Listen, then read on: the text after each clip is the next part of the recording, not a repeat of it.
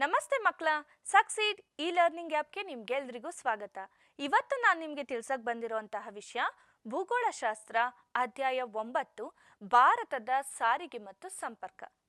ಇಂದು ನಾವು ಭೂಗೋಳದ 9ನೇ ಅಧ್ಯಾಯವಾದ ಭಾರತದ ಸಾರಿಗೆ ಮತ್ತು ಸಂಪರ್ಕದ ಬಗ್ಗೆ ಅಧ್ಯಯನ ಮಾಡೋಣ. ಪ್ರಪಂಚದಾದ್ಯಂತ ಎಲ್ಲ ವಾಹನಗಳು ಮಾಯ ಆದ್ರೆ ಏನಾಗುತ್ತೆ? ನಾನು ಬೆಂಗಳೂರಲ್ಲಿದ್ದೇನೆ. ನನಗೆ ಬಹಳ ಇಷ್ಟವಾದ ಕಾಶ್ಮೀರ ಆಪಲ್ನ ಕಾಶ್ಮೀರದಿಂದ ಹೇಗೆ ತರಿಸ್ಕೊಳ್ಳಿ? ನಮ್ಮ ಅಜ್ಜಿ ಮನೆಗೆ ಇಲ್ಲಿಂದ 200 ಕಿಲೋಮೀಟರ್ ದೂರ ನಡ್ಕೊಂಡು ಹೋಗ್ಬೇಕಾ? ನನಗಿಷ್ಟವಾದ ಸ್ಥಳನ ನೋಡಲು ಹೇಗೆ ಪ್ರಯಾಣ ಮಾಡಲಿ? ಈಗ ನಾನು ಏನು ಮಾಡಲಿ?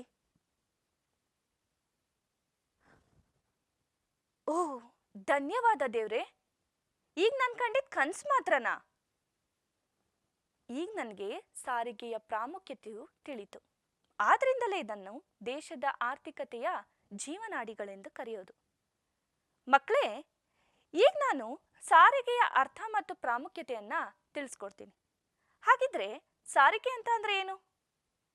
ಸರಕು, ಸೇವೆ ಮತ್ತು ಪ್ರಯಾಣಿಕರನ್ನು ಒಂದೆಡೆಯಿಂದ ಇನ್ನೊಂದೆಡೆಗೆ ಸಾಗಿಸೋದನ್ನ ನಾವು ಸಾರಿಗೆ ಅಂತ ಕರಿತೀವಿ. ಇದು ಸ್ಥಳ ಮತ್ತು ಕಾಲದ ಉಪಯುಕ್ತತೆಯನ್ನ ಪೂರೈಸುತ್ತೆ. ಉತ್ಪಾದನೆ, ವಿತರಣೆ, ವಿನಿಮಯ ಹಾಗೂ ಎಲ್ಲ ಸಂಬಂಧಪಟ್ಟ ಕಾರ್ಯನಿರ್ವಹಣೆಗೆ ಸಂಪರ್ಕ ಕಲ್ಪಿಸುತ್ತೆ. ಸಾರಿಗೆಯು ಬಹಳ ಪ್ರಾಮುಖ್ಯತೆಯನ್ನ ಪಡೆದಿರೋದ್ರಿಂದ ಇದನ್ನು ರಾಷ್ಟ್ರೀಯ ವ್ಯವಸ್ಥೆಯೊಂದರಲ್ಲಿ ಕೃಷಿ ಮತ್ತು ಕೈಗಾರಿಕೆಗಳು ದೇಹ ಮತ್ತು ಆಸ್ತಿಗಳಾದ್ರೆ, ಸಾರಿಗೆ ಮತ್ತು ಸಂಪರ್ಕ ಮಾಧ್ಯಮಗಳ ಜಾಲವು ರಕ್ತನಾಳಗಳಿದ್ದಂತೆ ಎಂಬ ನಾಣ್ಣುಡಿ ಇದೆ. ಸಮರ್ಥನೀಯ ಮತ್ತು ಸುಲಭ ದರದ ಸಾರಿಗೆ ಸೌಲಭ್ಯ ಸಂಪನ್ಮೂಲಗಳು ಮತ್ತು ಕೃಷಿಯ ಅಭಿವೃದ್ಧಿಗೆ ನೆರವಾಗುತ್ತೆ. ಇದು ಕೈಗಾರಿಕಾ ಪ್ರಗತಿಗೆ ಉತ್ತೇಜನ, ಮಾರುಕಟ್ಟೆಯ ವಿಸ್ತರಣೆ, ದೇಶೀಯ ಮತ್ತು ವಿದೇಶಿ ವ್ಯಾಪಾರದ ವೃದ್ಧಿ, ಉದ್ಯೋಗ ಸೃಷ್ಟಿ, ಜನರ ಆದಾಯ ಮತ್ತು ಜೀವನ ಮಟ್ಟದ ಸುಧಾರಣೆ, ಪ್ರವಾಸೋದ್ಯಮಕ್ಕೆ ಪ್ರೋತ್ಸಾಹ ಮತ್ತು ರಕ್ಷಣಾ ಪಡೆಗೂ ನೆರವಾಗುತ್ತೆ. ನಂತರ ಸಾರಿಗೆಯ ವಿಧಗಳು. ಭಾರತದ ವಿವಿಧ ಸಾರಿಗೆ ಮಾಧ್ಯಮಗಳನ್ನು ತಿಳಿಯಲು ಈ ಕೆಳಕಂಡಂತಹ ಚಾರ್ಟು ನೆರವಾಗುತ್ತೆ. ಸಾರಿಗೆಯಲ್ಲಿ 3 ರೀತಿಯ ವಿಧ: ಭೂ ಸಾರಿಗೆ, ಜಲ ಸಾರಿಗೆ, ವಾಯು ಸಾರಿಗೆ. ಭೂ ಸಾರಿಗೆಯಲ್ಲಿ 3 ರೀತಿಯ ವಿಧಗಳನ್ನ ನೋಡ್ತೀವಿ. 1 ರಸ್ತೆ ಸಾರಿಗೆ, 2 ರೈಲು ಸಾರಿಗೆ, 3 ಕೊಳವೆ ಮಾರ್ಗಗಳು. ಇನ್ನು ಜಲ ಸಾರಿಗೆ ಬಂದ್ರೆ ಅದರಲ್ಲಿ 2 ವಿಧನ ನೋಡ್ತೀವಿ. 1 ಒಳನಾಡಿನ ಜಲಸಾರಿಗೆ, 2 ಸಾಗರ ಜಲಸಾರಿಗೆ. ನಂತರ ವಾಯು ಸಾರಿಗೆಗೆ ಬಂದ್ರೆ ಅದರಲ್ಲೂ 2 ರೀತಿಯ ವಿಧಗಳನ್ನ ನೋಡ್ತೀವಿ. 1 ರಾಷ್ಟ್ರೀಯ ವಾಯು ಸಾರಿಗೆ, 2 ಅಂತಾರಾಷ್ಟ್ರೀಯ ವಾಯು ಸಾರಿಗೆ. ನಂತರ ಭೂ ಸಾರಿಗೆಯಲ್ಲಿ ಮೊದಲನೇ ವಿಧವಾದ ರಸ್ತೆ ಸಾರಿಗೆ ಬಗ್ಗೆ ತಿಳ್ಕೊಳ್ಳೋಣ. ರಸ್ತೆಗಳು ಬಹು ಪ್ರಾಚೀನ ಹಾಗೂ ಸಾರ್ವತ್ರಿಕವಾದ ಸಾರಿಗೆ ಮಾಧ್ಯಮ. ಇವು ದೇಶದ ಆರ್ಥಿಕಾಭಿವೃದ್ಧಿಯಲ್ಲಿ ಮಹತ್ವದ ಪಾತ್ರ ವಹಿಸೋದು. ದೇಶದ ಕೃಷಿ ಮತ್ತು ಗ್ರಾಮೀಣ ಕೈಗಾರಿಕೆಗಳ ಪ್ರಗತಿಗಾಗಿ ರಸ್ತೆಗಳು ಅತ್ಯವಶ್ಯಕ. ದೇಶದ ಮೂಲೆ ಮೂಲೆಗಳಲ್ಲಿರುವ ಹಳ್ಳಿಗಳನ್ನು ಸಂಪರ್ಕಿಸಲು ರಸ್ತೆಗಳು ಬಹಳ ಸೂಕ್ತವಾದವು. ರೈಲು ಸಂಚಾರ, ಬಂದರು ಮತ್ತು ವಿಮಾನ ನಿಲ್ದಾಣಗಳಿಗೆ ಸಂಪರ್ಕ ಕಲ್ಪಿಸುತ್ತೆ. ಇವು ಪ್ರವಾಸೋದ್ಯಮ, ವ್ಯಾಪಾರ ಮತ್ತು ವಾಣಿಜ್ಯ ಹಾಗೂ ಕೈಗಾರಿಕಾಭಿವೃದ್ಧಿಗೆ ಹೆಚ್ಚು ನೆರವಾಗುತ್ತೆ. ಉದ್ಯೋಗಾವಕಾಶಗಳು ಕಲ್ಪಿಸುತ್ತವೆ. ರಕ್ಷಣಾ ಇಲಾಖೆಗಳಲ್ಲಿ, ಅದರಲ್ಲೂ ಗಡಿ ಪ್ರದೇಶಗಳಲ್ಲಿ ರಸ್ತೆಗಳು ಹೆಚ್ಚು ಉಪಯುಕ್ತ. ರಸ್ತೆಗಳನ್ನು ಅರಣ್ಯ ಮತ್ತು ಗುಡ್ಡಗಾಡುಗಳಲ್ಲಿಯೂ ನಿರ್ಮಿಸಬಹುದು. ನಂತರ ರಸ್ತೆಗಳ ಪ್ರಕಾರಗಳು. ರಸ್ತೆಗಳ ನಿರ್ಮಾಣದ ವಿಧವನ್ನಾಧರಿಸಿ 2 ರೀತಿಗಳಾಗಿ ವಿಂಗಡಿಸಬಹುದು. ಅವು ಯಾವುದು ಅಂತ ಅಂದ್ರೆ, 1 ಪಕ್ಕಾ ರಸ್ತೆಗಳು. ಇವು ಸಿಮೆಂಟ್, ಕಾಂಕ್ರೀಟ್ ಅಥವಾ ಡಾಂಬರಿನಿಂದ ನಿರ್ಮಿಸುತ್ತಾರೆ.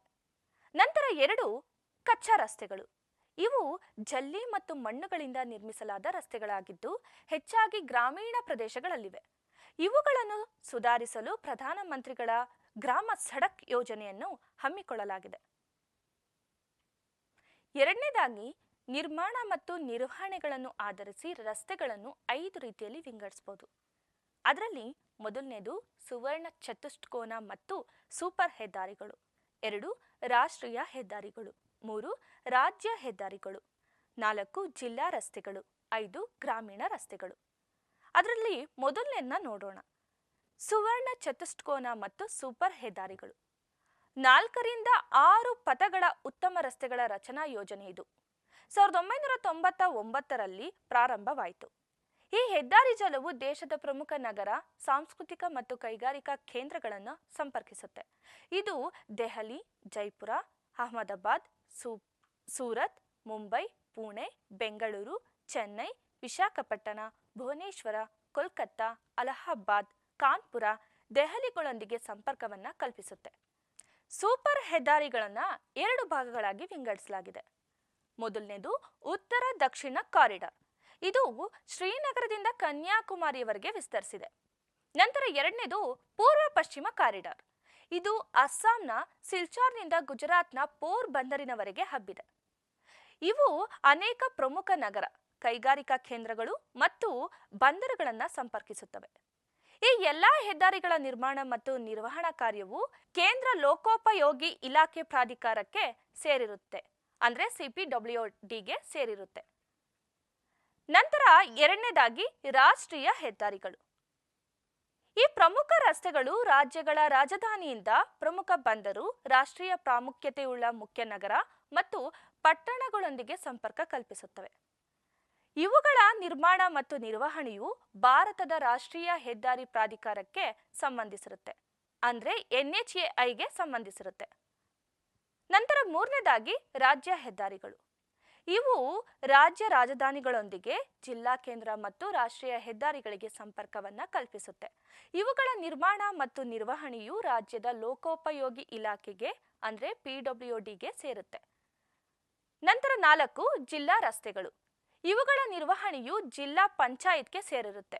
ಇವು ತಾಲೂಕು ಕೇಂದ್ರಗಳನ್ನು ರಾಜ್ಯ ಹೆದ್ದಾರಿ, ರೈಲು ಸಾರಿಗೆ ಮೊದಲಾದವುಗಳೊಂದಿಗೆ ಸಂಪರ್ಕಿಸುತ್ತೆ. ನಂತರ 5 ಗ್ರಾಮೀಣ ರಸ್ತೆಗಳು.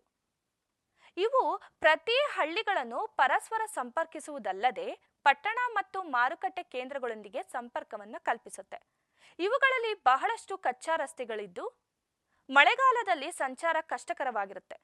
ಇವುಗಳನ್ನು ಪಕ್ಕಾ ರಸ್ತೆಗಳಾಗಿ ಪರಿವರ್ತಿಸುವ ಪ್ರಯತ್ನ ನಡೆದಿದೆ. ಮಕ್ಕಳೇ, ಇದು ನಿಮಗೆ ತಿಳಿದಿರಲಿ. 1 ರಾಷ್ಟ್ರೀಯ ಹೆದ್ದಾರಿ ನಂಬರ್ 7 ಇದು ಭಾರತದಲ್ಲೇ ಅತಿ ಉದ್ದವಾದದ್ದು. ನಂತರ ಎರಡನೇದಾಗಿ ಮನಾಲಿ ಲೇಹ್ ರಸ್ತೆಯು ಪ್ರಪಂಚದಲ್ಲೇ ಅತಿ ಎತ್ತರದಲ್ಲಿರುವ ರಸ್ತೆ. ನಂತರ ಗಡಿ ರಸ್ತೆಗಳು. ದೇಶದ ಗಡಿ ಪ್ರದೇಶಗಳಲ್ಲಿ ರಕ್ಷಣಾ ಪಡೆಯ ಬಳಕೆಗಾಗಿಯೇ ನಿರ್ಮಿಸಿದ ರಸ್ತೆಗಳನ್ನು ಗಡಿ ರಸ್ತೆಗಳು ಅಂತ ಕರಿತೇವೆ. ಇವು ಪಾಕಿಸ್ತಾನ, ನೇಪಾಳ, ಭೂತಾನ್, ಬಾಂಗ್ಲಾದೇಶ ಮತ್ತು ಮಯನ್ಮಾರ್ಗಳಿಗೆ ಹೊಂದಿಕೊಂಡ ಭಾರತದ ಗಡಿ ಉದ್ದಕ್ಕೂ ಕಂಡುಬರುತ್ತೆ. ಇವುಗಳ ನಿರ್ಮಾಣ ಮತ್ತು ನಿರ್ವಹಣೆಯು ಗಡಿ ರಸ್ತೆ ಅಭಿವೃದ್ಧಿ ಪ್ರಾಧಿಕಾರಕ್ಕೆ ಸೇರಿರುತ್ತೆ. ನಂತರ ಎರಡನೇದಾಗಿ ರೈಲು ಸಾರಿಗೆ.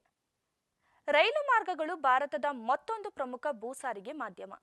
ಅವು ಭಾರವಾದ ಸರಕು ಮತ್ತು ಅಧಿಕ ಸಂಖ್ಯೆಯ ಪ್ರಯಾಣಿಕರನ್ನು ದೂರದ ಸ್ಥಳಗಳಿಗೆ ಸಾಗಿಸಲು ಹೆಚ್ಚು ಉಪಯುಕ್ತವಾಗಿದೆ. ಕೃಷಿ, ಕೈಗಾರಿಕೆ, ವ್ಯಾಪಾರ, ಪ್ರವಾಸೋದ್ಯಮದ ಬೆಳವಣಿಗೆಯು ನೇರವಾಗಿ ಭಾರತದ ಆರ್ಥಿಕತೆಯ ಅಭಿವೃದ್ಧಿಯಲ್ಲಿ ಮಹತ್ವವಾದ ಪಾತ್ರವನ್ನು ವಹಿಸುತ್ತೆ. ಭಾರತದಲ್ಲಿ ರೈಲು ಸಾರಿಗೆಯ ನಿರ್ಮಾಣವು ಬ್ರಿಟಿಷರ ಕಾಲದಲ್ಲಿ ಆರಂಭಗೊಂಡಿತು. ಅಂದು ಕ್ಷಾಮ ಪೀಡಿತ ಭಾಗಗಳಿಗೆ ಆಹಾರ ಧಾನ್ಯ ಮತ್ತು ಮೇವುಗಳನ್ನು ಮತ್ತು ಸೈನ್ಯಗಳನ್ನು ಸ್ಥಳದಿಂದ ಸ್ಥಳಕ್ಕೆ ಒಯ್ಯುವುದು ರೈಲು ಮಾರ್ಗಗಳ ನಿರ್ಮಾಣದ ಉದ್ದೇಶವಾಗಿತ್ತು. ಭಾರತದ ಪ್ರಥಮ ರೈಲು ಮಾರ್ಗವು 1853ರಲ್ಲಿ ಬಾಂಬೆ ಅಂದ್ರೆ ಮುಂಬಯಿ ಮತ್ತು ಠಾಣೆಗಳ ನಡುವೆ ನಿರ್ಮಾಣಗೊಂಡಿತು. ಕ್ರಮೇಣ ದೇಶದ ಇತರೆ ಭಾಗಗಳಲ್ಲಿಯೂ ರೈಲು ಮಾರ್ಗಗಳು ನಿರ್ಮಾಣಗೊಂಡಿತು. ರೈಲು ಸಾರಿಗೆಯು ಭಾರತದ ಅತಿ ದೊಡ್ಡ ಸಾರ್ವಜನಿಕ ಉದ್ದಿಮೆ. ಇಂದು ದೇಶದಲ್ಲಿ 64,015 ಕಿಲೋಮೀಟರ್ ಉದ್ದದ ರೈಲು ಮಾರ್ಗಗಳಿದ್ದು ಸುಮಾರು 7,031 ರೈಲು ನಿಲ್ದಾಣಗಳಿವೆ. ಸಮರ್ಥನೀಯ ಆಡಳಿತ ವ್ಯವಸ್ಥೆಗಾಗಿ ಭಾರತೀಯ ರೈಲ್ವೆಯನ್ನು 17 ವಲಯಗಳನ್ನಾಗಿ ವಿಂಗಡಿಸಲಾಗಿದೆ. ಸುರಕ್ಷಿತ ಮತ್ತು ಸುಖಕರವಾದ ರೈಲು ಪ್ರಯಾಣಕ್ಕಾಗಿ ಹಲವಾರು ಕ್ರಮಗಳನ್ನು ಕೈಗೊಂಡಿದೆ. ಪ್ರಪಂಚದ ಪ್ರತಿಷ್ಠಿತ ದೇಶಗಳಂತೆ ಭಾರತದಲ್ಲಿಯೂ ಶ್ರೇಷ್ಠ ಮಟ್ಟದ ರೈಲು ಮಾರ್ಗವಿದೆ. ನಂತರ ಮೂರನೇದಾಗಿ ಕೊಳವೆ ಮಾರ್ಗಗಳು. ಇವು ಅತ್ಯಂತ ಹೊಸದಾದ ಭೂ ಸಾರಿಗೆ ವಿಧಾನ. ಕೊಳವೆ ಮಾರ್ಗಗಳನ್ನು ನೆಲದೊಳಗೆ ಹಾಸಲಾಗಿರುತ್ತೆ. ವಿಶೇಷವಾಗಿ ಕಚ್ಚಾ ತೈಲಗಳನ್ನು ತೈಲ ಶುದ್ಧೀಕರಣ ಕೇಂದ್ರಗಳಿಗೆ, ನೈಸರ್ಗಿಕ ಅನಿಲ ಹಾಗೂ ಕೆಸರು ರೂಪದ ಖನಿಜಗಳನ್ನು ಸಾಗಿಸಲು ಈ ಕೊಳವೆ ಮಾರ್ಗಗಳು ಅತ್ಯಂತ ಉಪಯುಕ್ತವಾಗಿದೆ. ಭಾರತದಲ್ಲಿ ಒಟ್ಟು 35,676 ಕಿಲೋಮೀಟರ್ ಉದ್ದದ ಕೊಳವೆ ಮಾರ್ಗಗಳಿವೆ. ಹಜೀರಾ, ವಿಜಯಪುರ, ಜಗದೀಶಪುರ, HBJ ಅನಿಲ ಕೊಳವೆ ಮಾರ್ಗವು ಭಾರತದಲ್ಲಿಯೇ ಅತ್ಯಂತ ಉದ್ದವಾದದ್ದು, 2,300 ಕಿಲೋಮೀಟರ್ ಉದ್ದವಿದೆ. ನಂತರ ಎರಡನೇದಾಗಿ ನೋಡೋದಾದ್ರೆ ಜಲ ಸಾರಿಗೆ. ಪುರಾತನ ಕಾಲದಲ್ಲಿ ಪ್ರಪಂಚದ ಪ್ರಮುಖ ಸಮುದ್ರಯಾನ ರೂಢಿಸಿಕೊಂಡಿದ್ದ ದೇಶಗಳಲ್ಲಿ ಭಾರತವು ಒಂದಾಗಿತ್ತು. ಜಲಸಂಚಾರವು ಹಡಗು ಮತ್ತು ದೋಣಿಗಳಿಂದ ನೌಕಾಯಾನ ಸೌಲಭ್ಯಗಳನ್ನು ಕಲ್ಪಿಸುತ್ತದೆ. ಭಾರತದ ಜಲಮಾರ್ಗಗಳನ್ನು 2 ವಿಧಗಳಾಗಿ ವಿಂಗಡಿಸಬಹುದು. ಅದರಲ್ಲಿ ಒಂದು ಒಳನಾಡಿನ ಜಲಸಾರಿಗೆ, 2 ಸಾಗರ ಜಲಸಾರಿಗೆ. ಅದರಲ್ಲಿ ಮೊದಲನೇದಾಗಿ ಒಳನಾಡಿನ ಜಲಸಾರಿಗೆ ಬಗ್ಗೆ ತಿಳ್ಕೊಳ್ಳೋಣ. ಒಳನಾಡಿನ ಜಲಸಂಚಾರವು ನದಿ, ಸರೋವರ, ಹಿನ್ನೀರು ಮತ್ತು ಕಾಲುವೆಗಳ ಮೂಲಕ ಸಾಗುತ್ತೆ. ಹಿಂದಿನ ಕಾಲದಲ್ಲಿ ಒಳನಾಡಿನ ಜಲಸಾರಿಗೆಯು ಭಾರತದ ಸಾರಿಗೆ ಮಾಧ್ಯಮದಲ್ಲಿ ಪ್ರಾಮುಖ್ಯತೆ ಹೊಂದಿತ್ತು. ಇಂದು ರಸ್ತೆ ಮತ್ತು ರೈಲು ಸಾರಿಗೆಗಳ ಪ್ರಗತಿಯಿಂದಾಗಿ ಇದರ ಮಹತ್ವವು ಕಡಿಮೆಯಾಗಿದೆ. ಇದು ಪ್ರಮುಖವಾಗಿ ಕೆಲವು ಸರಕು ಮತ್ತು ಪ್ರಯಾಣಿಕರ ಸಾಗಾಣಿಕೆಗೆ ಉಪಯುಕ್ತವಾಗಿತ್ತು. ಇದು ಹೆಚ್ಚಾಗಿ ಉತ್ತರ ಭಾರತದ ಗಂಗಾ, ಬ್ರಹ್ಮಪುತ್ರ ಮತ್ತು ಅವುಗಳ ಉಪನದಿಗಳ ಮೂಲಕ ನಡೆಯುತ್ತಿತ್ತು. ದಕ್ಷಿಣ ಭಾರತದ ನದಿಗಳ ಮುಖಜ ಭಾಗಕ್ಕೆ ಮಾತ್ರ ಸೀಮಿತಗೊಂಡಿದೆ. ನಂತರ 2 ಸಾಗರದ ಜಲಸಾರಿಗೆ. ಸಮುದ್ರ ಮತ್ತು ಸಾಗರಗಳ ಮೂಲಕ ಏರ್ಪಡುವ ನೌಕಾಯಾನವೇ ಸಾಗರ ಜಲಸಾರಿಗೆ. ಭಾರತದ ಉದ್ದವಾದ ಸಮುದ್ರ ತೀರ ಮತ್ತು ಕೆಲವು ನೈಸರ್ಗಿಕ ಬಂದರುಗಳು ಜೊತೆಗೆ ದೇಶವು ಪೂರ್ವಾರ್ಧಗೋಳದ ಮಧ್ಯದಲ್ಲಿ ನೆಲೆಸಿದೆ. ದೇಶದ ವಿದೇಶಿ ವ್ಯಾಪಾರದಲ್ಲಿ 85% ಭಾಗವು ಈ ಮಾರ್ಗದ ಮೂಲಕ ನಡೆಯುತ್ತೆ. ಈ ಎಲ್ಲ ಅಂಶಗಳು ದೇಶದ ಸಾಗರ ಜಲಸಾರಿಗೆ ಪೂರಕವಾಗಿದೆ. ನಂತರ ಬಂದರುಗಳು. ಹಾಗಿದ್ರೆ ಬಂದರು ಅಂದ್ರೇನು? ಸರಕುಗಳನ್ನು ತುಂಬಲು ಮತ್ತು ಇಳಿಸುವುದಕ್ಕಾಗಿ ಹಡಗುಗಳು ತಂಗುವ ಸ್ಥಳವನ್ನು ನಾವು ಬಂದರು ಅಂತ ಕರಿತೇವೆ. ಇವುಗಳು ಭೂಮಾರ್ಗ ಮತ್ತು ಸಮುದ್ರ ಮಾರ್ಗಗಳು ಸಂಧಿಸುವಂತಹ ಸ್ಥಳ. ಭಾರತದಲ್ಲಿ ಹಲವು ಬಂದರುಗಳಿವೆ. ಅವುಗಳನ್ನು ಪ್ರಮುಖ, ಮಧ್ಯಮ ಮತ್ತು ಸಣ್ಣ ಪ್ರಮಾಣದ ಬಂದರುಗಳೆಂದು ವಿಂಗಡಿಸಲಾಗಿದೆ. ಪ್ರಮುಖ ಬಂದರುಗಳು. ಈ ಪ್ರಮುಖ ಬಂದರು ಅಂದರೆ ದೊಡ್ಡ ದೊಡ್ಡ ಹಡಗುಗಳು ತಂಗುವ ಲಂಗರು ಸ್ಥಳ. ಬಂದರು ಕಟ್ಟೆ ಹಾಗೂ ಸರಕುಗಳನ್ನು ತುಂಬುವ ಮತ್ತು ಇಳಿಸುವ ಅಗತ್ಯ ಆಧುನಿಕ ಸೌಲಭ್ಯಗಳನ್ನು ಹೊಂದಿರುತ್ತೆ. ಭಾರತದಲ್ಲಿ ಒಟ್ಟು 14 ಪ್ರಮುಖ ಬಂದರುಗಳಿವೆ.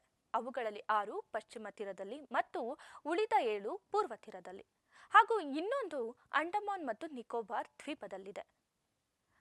ಪಶ್ಚಿಮ ತೀರದ ಪ್ರಮುಖ ಬಂದರುಗಳು. ಅದರಲ್ಲಿ ಮೊದಲನೇದು ಕಾಂಡ್ಲಾ. ಇದು ಗುಜರಾತಿನ ಕಚ್ ಕಾರಿಯ ಶಿರೋಭಾಗದಲ್ಲಿದೆ. ನಂತರ 2 ಮುಂಬೈ. ಇದು ದೊಡ್ಡ ಪ್ರಮಾಣದ ವಿಶಾಲ ಸ್ಥಳಾವಕಾಶವುಳ್ಳ ಹಾಗೂ ಹಡಗು ತಂಗುವ ಉತ್ತಮ ಸ್ಥಳವುಳ್ಳ ಬಂದರು. ಇದು ಮಹಾರಾಷ್ಟ್ರದಲ್ಲಿದ್ದು ಭಾರತದ ಹೆಬ್ಬಾಗಿಲು ಅಂತ ಕರೆಸಿಕೊಂಡಿದೆ. ನಂತರ 3 ಜವಾಹರ್ಲಾಲ್ ನೆಹರು ಬಂದರು. ಇದನ್ನು ಮೊದಲು ನವ್ರಾ ಶೇವಾ ಬಂದರು ಅಂತಲೂ ಕರೀತಿದ್ರು. ಇದು ಮುಂಬೈ ನಗರದಿಂದ 10 ಕಿಲೋಮೀಟರ್ ದೂರದಲ್ಲಿರುವ ಎಲಿಫೆಂಟ್ ಗುಹೆಗಳಿಗೆ ಸಮೀಪದಲ್ಲಿದೆ. ಮುಂಬೈ ಬಂದರಿನ ಒತ್ತಡವನ್ನು ಕಡಿಮೆ ಮಾಡಲು ಈ ಬಂದರು ನಿರ್ಮಾಣಗೊಂಡಿದೆ. ನಂತರ 4 ಮರ್ಮಗೋವಾ. ಇದು ಗೋವಾ ರಾಜ್ಯದ ಜುವಾರಿ ನದಿಯ ಅಳಿವೆಯ ಅಂಚಿನಲ್ಲಿದೆ. ನಂತರ 5 ನವಮಂಗಳೂರು. ಇದನ್ನು ಕರ್ನಾಟಕದ ಹೆಬ್ಬಾಗಿಲು ಅಂತ ಕರೀತಾರೆ. ನಂತರ 6 ಕೊಚ್ಚಿ. ಇದು ಕೇರಳದ ತೀರದಲ್ಲಿದೆ. ಇದನ್ನು ಅರಬ್ಬಿ ಸಮುದ್ರದ ರಾಣಿ ಅಂತ ಕರೀತಾರೆ. ನಂತರ ಪೂರ್ವ ತೀರದ ಪ್ರಮುಖ ಬಂದರುಗಳು. ಮೊದಲನೇದಾಗಿ ತುತುಕುಡಿ. ತಮಿಳುನಾಡಿನ ಕರಾವಳಿಯ ಆಗ್ನೇಯ ಭಾಗದಲ್ಲಿ ನೆಲೆಸಿದೆ. ನಂತರ 2 ಚೆನ್ನೈ.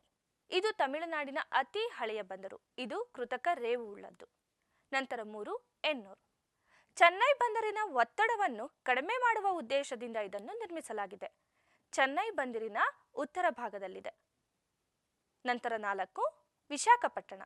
ಇದು ಭೂಭಾಗದಿಂದ ಸುತ್ತುವರೆದ ಆಳವಾದ ಮತ್ತು ಸಂರಕ್ಷಿತ ಬಂದರು. ಆಂಧ್ರಪ್ರದೇಶದ ಕರಾವಳಿಯಲ್ಲಿದೆ. ನಂತರ 5 ಪಾರಾದೀಪ್. ಒಡಿಶಾದ ಮಹಾನದಿ ಮುಖಭಾಗದಲ್ಲಿದೆ. ನಂತರ 6 ಹಾಲ್ಡಿಯಾ. ಇದು ಹೂಗ್ಲಿ ಮತ್ತು ಹಾಲ್ಡಿ ನದಿಗಳ ಸಂಗಮ ಸ್ಥಳದಲ್ಲಿ ನೆಲೆಸಿದೆ, ಅಂದರೆ ಪಶ್ಚಿಮ ಬಂಗಾಳ. ಕೋಲ್ಕತ್ತಾ ಬಂದರಿಗೆ ಪ್ರವೇಶಿಸಲಾಗದ ಅತಿ ದೊಡ್ಡ ಪ್ರಮಾಣದ ಹಡಗುಗಳು ಈ ಬಂದರಿಗೆ ಪ್ರವೇಶಿಸುವುದು. ನಂತರ 7 ಕೋಲ್ಕತ್ತಾ. ಹೂಗ್ಲಿ ನದಿಯ ಎಡದಂಡೆಯಲ್ಲಿದ್ದು ಇದೊಂದು ನದಿ ದಂಡೆಯ ಬಂದರಾಗಿದೆ. ಭಾರತದ ಎರಡನೆಯ ದೊಡ್ಡ ಬಂದರು ಅಂತ ಅನ್ಸ್ಕೊಂಡಿದೆ. ಸಮುದ್ರಯಾನದಲ್ಲಿ ನಡೆಯುವ ವ್ಯಾಪಾರ ಕಾರ್ಯನಿರ್ವಹಿಸುವ ಆಗ್ನೇಯ ಏಷ್ಯಾದ ದೊಡ್ಡ ಬಂದರು. ಹುಗ್ಲಿ ನದಿಯಲ್ಲಿ ಆಗಾಗ್ಗೆ ಹೂಳು ತುಂಬಿಕೊಳ್ಳೋದ್ರಿಂದ ಹಡಗು ಸಂಚಾರಕ್ಕೆ ತೊಂದರೆಯಾಗುವುದು. ಹೀಗಾಗಿ ಹೂಳು ತೆಗೆಯುವುದು ಅವಶ್ಯ ಕಾರ್ಯವಾಗಿರುತ್ತೆ. ನಂತರ 8 ಪೋರ್ಟ್ ಬ್ಲೇರ್. ಇದು ಭಾರತದ ಕೇಂದ್ರಾಡಳಿತ ಪ್ರದೇಶಗಳಲ್ಲಿ ಒಂದಾದ ಅಂಡಮಾನ್ ಮತ್ತು ನಿಕೋಬಾರ್ ದ್ವೀಪದಲ್ಲಿದೆ.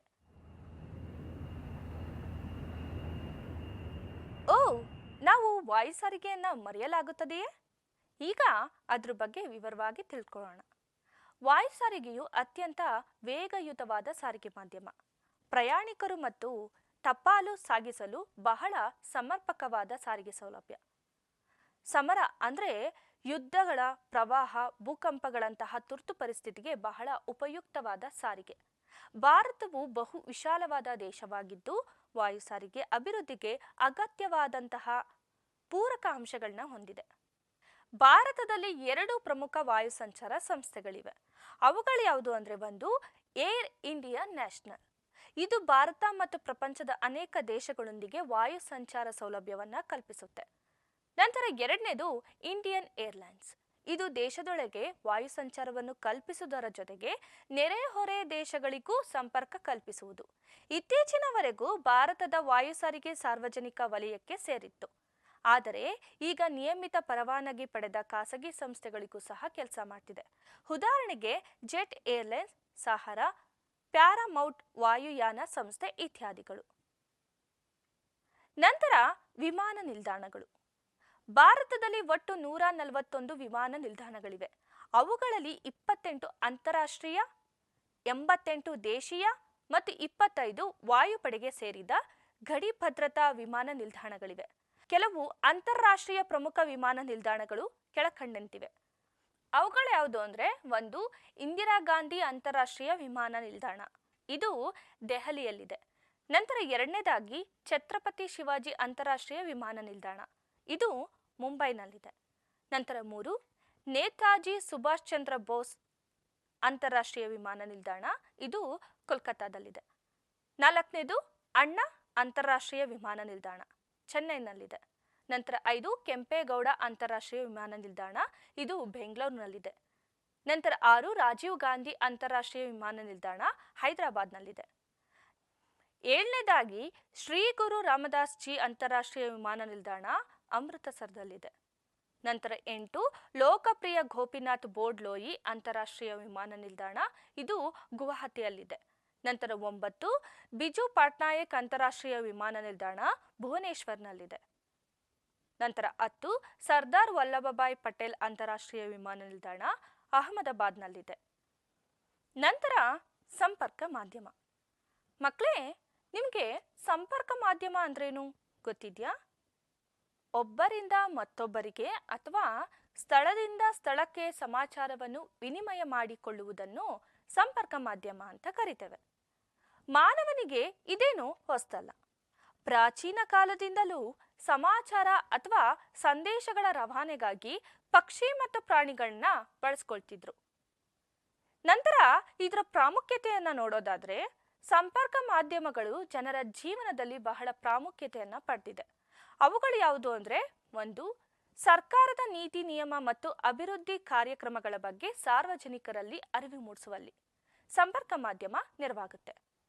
ನಂತರ ಎರಡನೇದು ನೈಸರ್ಗಿಕ ವಿಪತ್ತು ಮತ್ತು ವಿನಾಶಗಳು, ಹವಾಗುಣ ಮುನ್ಸೂಚನೆಗಳನ್ನು ಜನರಿಗೆ ತಿಳಿಸಲು ಸಹಾಯವಾಗುವುದು. ನಂತರ 3 ವ್ಯಾಪಾರ, ವಾಣಿಜ್ಯ, ಕೈಗಾರಿಕೆ, ಕೃಷಿ ಇತ್ಯಾದಿಗಳ ಅಭಿವೃದ್ಧಿಗೂ ನೆರವಾಗೋದು. ನಂತರ 4 ಮನರಂಜನೆ ಮತ್ತು ಪ್ರಪಂಚದ ದಿನನಿತ್ಯದ ಮಾಹಿತಿಗಳನ್ನು ಪೂರೈಸುತ್ತದೆ. ನಂತರ 5 ದೇಶದ ಏಕತೆ ಮತ್ತು ಸಮಗ್ರತೆಯ ನಿರ್ವಹಣೆಗೂ ನೆರವಾಗುತ್ತೆ. ನಂತರ ನಾವು ನೋಡೋದು ವಿವಿಧ ರೀತಿಯ ಸಂಪರ್ಕ ಮಾಧ್ಯಮಗಳು. ಇಂದು ಭಾರತದಲ್ಲಿ ಅನೇಕ ರೀತಿಯ ಸಂಪರ್ಕ ಮಾಧ್ಯಮಗಳಿವೆ. ಅವುಗಳಲ್ಲಿ ಪ್ರಮುಖವಾಗಿ 2 ವರ್ಗಗಳಾಗಿ ವಿಂಗಡಿಸಿದ್ದಾರೆ. ಮೊದಲನೇದು ವೈಯಕ್ತಿಕ ಸಂಪರ್ಕ ಮಾಧ್ಯಮ, ಎರಡನೇದು ಸಮುದಾಯ ಸಂಪರ್ಕ ಮಾಧ್ಯಮ. ಅದರಲ್ಲಿ ಮೊದಲನೇದಾಗಿ ಅಂಚೆ, ಟೆಲಿಗ್ರಾಫ್, ಟೆಲಿಫೋನ್, ಫ್ಯಾಕ್ಸ್, ಇಮೇಲ್, ಅಂತರ್ಜಾಲ, ಸೆಮಿನಾರ್ ಇತ್ಯಾದಿಗಳು ವೈಯಕ್ತಿಕ ಮಾಧ್ಯಮಗಳು. ನಂತರ ಎರಡನೇದು ವೃತ್ತಪತ್ರಿಕೆ, ನಿಯ- ನಿಯತಕಾಲಿಕೆಗಳು, ಆಕಾಶವಾಣಿ, ದೂರದರ್ಶನ, ಪುಸ್ತಕಗಳು, ಸಮುದಾಯ ಸಂಪರ್ಕ ಮಾಧ್ಯಮಗಳು.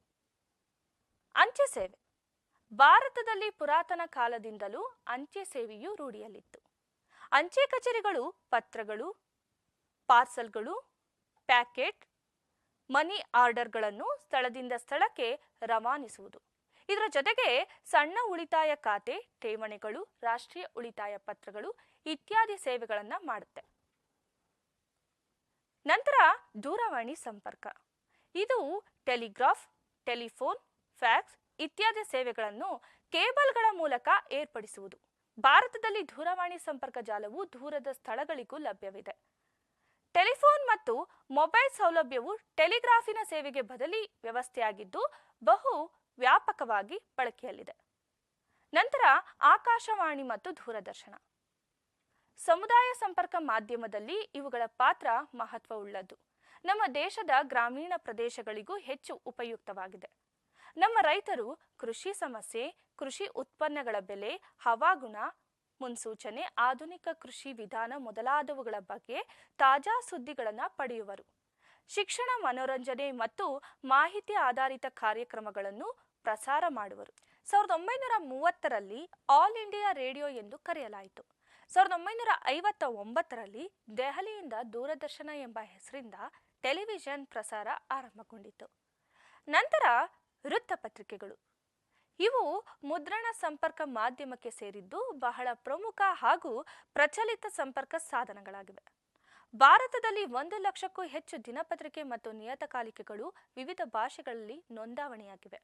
ಅವುಗಳಲ್ಲಿ 41 ವೃತ್ತಪತ್ರಿಕೆಗಳು 100 ವರ್ಷಗಳಿಗೂ ಹೆಚ್ಚಿನ ಇತಿಹಾಸವನ್ನು ಹೊಂದಿದೆ.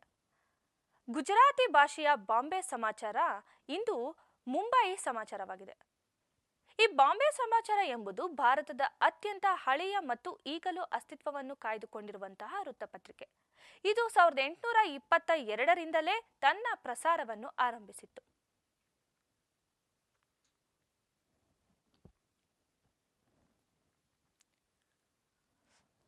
ಓಹೋ, ಈ ಮಾರ್ಗ ಯಾವುದು ಅಂತಾನೆ ಗೊತ್ತಾಗ್ತಿಲ್ವಲ್ಲ.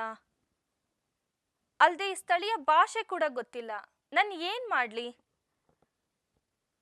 ಓ, GPS ಅನುಕೂಲ ಇರೋದನ್ನೇ ಮರ್ತೋಗ್ಬಿಟ್ಟಿದೆ. ಉಪಗ್ರಹ ತಂತ್ರಜ್ಞಾನಕ್ಕೆ ಧನ್ಯವಾದಗಳು. ಮಕ್ಕಳೇ, ನಿಮ್ಗೆ ಇದ್ರ ಬಗ್ಗೆ ಆಶ್ಚರ್ಯ ಹಾಗೂ ಕುತೂಹಲಗಳಿವೆ ಅಲ್ವಾ? ಈಗ ಇದನ್ನ ವಿವರವಾಗಿ ತಿಳಿಸ್ತೇನೆ. ಉಪಗ್ರಹ ಮತ್ತು ಕಂಪ್ಯೂಟರ್ ಜಾಲ. ಮಕ್ಕಳೇ, ಎಲೆಕ್ಟ್ರಾನಿಕ್ ತಂತ್ರಜ್ಞಾನ ಹಾಗೂ ಬಾಹ್ಯಾಕಾಶ ವಿಜ್ಞಾನಗಳ ಅಭಿವೃದ್ಧಿಯು ಸಂಪರ್ಕ ಮಾಧ್ಯಮದಲ್ಲಿ ಕ್ರಾಂತಿಕಾರಕ ಬದಲಾವಣೆಗಳನ್ನು ತಂದಿತು. ಕಂಪ್ಯೂಟರ್ ಜಾಲವು ಅಂತರ್ಜಾಲ, ಇಮೇಲ್ ಸೇವೆ, ಫ್ಯಾಕ್ಸ್ ಇತ್ಯಾದಿ ಸೌಲಭ್ಯಗಳನ್ನು ಕಲ್ಪಿಸುತ್ತದೆ. ಭಾರತದಾದ್ಯಂತ ಆಕಾಶವಾಣಿ ಮತ್ತು ದೂರದರ್ಶನಗಳ ಪ್ರಸಾರಕ್ಕೆ ಉಪಗ್ರಹ ತಂತ್ರಜ್ಞಾನ ಹೆಚ್ಚಾಗಿ ನೆರವಾಗಿದೆ. ಭೌಗೋಳಿಕ ಮಾಹಿತಿ ವ್ಯವಸ್ಥೆ GIS, ಜಾಗತಿಕ ಸ್ಥಾನ ನಿರ್ಧಾರ ವ್ಯವಸ್ಥೆ GPS ಮತ್ತು ದೂರ ಸಂವೇದಿ RS ತಂತ್ರಜ್ಞಾನಗಳು ಭಾರತದಲ್ಲಿ ಪ್ರಗತಿ ಹೊಂದಿದೆ. ಭೌಗೋಳಿಕ ಮಾಹಿತಿ ವ್ಯವಸ್ಥೆ GIS, ಜಾಗತಿಕ ಸ್ಥಾನ ನಿರ್ಧಾರ ವ್ಯವಸ್ಥೆ ಅಂದರೆ GPS ಮತ್ತು ದೂರ ಸಂವೇದಿ ಅಂದರೆ RS ತಂತ್ರಜ್ಞಾನಗಳು ಭಾರತದಲ್ಲಿ ಪ್ರಗತಿಗೊಂಡಿವೆ. ಭೌಗೋಳಿಕ ಮಾಹಿತಿ ವ್ಯವಸ್ಥೆಯು ಪೃಥ್ವಿಯ ಮೇಲ್ಭಾಗದ ವಿವರಣಾ ಸ್ಥಳಗಳ ಮಾಹಿತಿ ಸಂಗ್ರಹಿಸುವ ಮತ್ತು ತಿಳಿಸುವ ಒಂದು ಕಂಪ್ಯೂಟರ್ ವ್ಯವಸ್ಥೆಯಾಗಿದೆ. ಭೌಗೋಳಿಕ ಸ್ಥಾನ ವ್ಯವಸ್ಥೆಯ ಸಾಂಕೇತಿಕ ಆಧಾರಿತವಾಗಿದ್ದು ಪೃಥ್ವಿಯ ಮೇಲಿನ ಚರ, ಸ್ಥಿರ ವಸ್ತು ಅಥವಾ ವ್ಯಕ್ತಿಯ ಸ್ಥಾನ ನಿರ್ಧರಿಸುವ ವ್ಯವಸ್ಥೆಯಾಗಿದೆ. ಇದರಲ್ಲಿ ಅಕ್ಷಾಂಶ, ರೇಖಾಂಶ ಮತ್ತು ಸಮುದ್ರ ಮಟ್ಟದಿಂದ ಎತ್ತರಗಳನ್ನಾಧರಿಸಿ ಸ್ಥಳ ನಿರ್ಧರಿಸಲಾಗುವುದು. ದೂರ ಸಂವೇದಿ ತಂತ್ರಜ್ಞಾನವು ಪೃಥ್ವಿಯ ಮೇಲಿನ ಮಾಹಿತಿಗಳನ್ನು ಸಂವೇದನೆಯ ಮೂಲಕ ಸಂಗ್ರಹಿಸುತ್ತೆ. ಇದು ಒಂದು ವಸ್ತು, ಸ್ಥಳ ಅಥವಾ ಲಕ್ಷಣಗಳನ್ನು ನೇರ ಸಂಪರ್ಕ ಹೊಂದದೆ ಮಾಹಿತಿಗಳನ್ನು ಸಂಗ್ರಹಿಸುವ ಮಾಧ್ಯಮ. ದೂರ ಸಂವೇದಿಯ ಮುಖಾಂತರ ಬಾಹ್ಯ ಮತ್ತು ಉಪಗ್ರಹ ಛಾಯಾಚಿತ್ರಗಳನ್ನು ತೆಗೆದುಕೊಳ್ಳಬಹುದು. ಮಕ್ಕಳೇ, ಇಂದು ವಿಜ್ಞಾನ ಎಷ್ಟೊಂದು ಮುಂದುವರೆದಿದೆ ಅಲ್ವಾ? ಇಲ್ಲಿಗೆ ಈ ಅಧ್ಯಾಯವು ಮುಕ್ತಾಯವಾಗಿದೆ. ವಿಷಯವು ತುಂಬಾ ಆಸಕ್ತಿದಾಯಕವಾಗಿತ್ತಲ್ವಾ? ನಿರಂತರ ಕಲಿಕೆಗಾಗಿ ಮತ್ತು ವಿಷಯವನ್ನು ಮನನ ಮಾಡಿಕೊಳ್ಳಲು ಸಕ್ಸೀಡ್ ಇ ಲರ್ನಿಂಗ್ ಆ್ಯಪ್ ಅನ್ನು ವೀಕ್ಷಿಸಿ.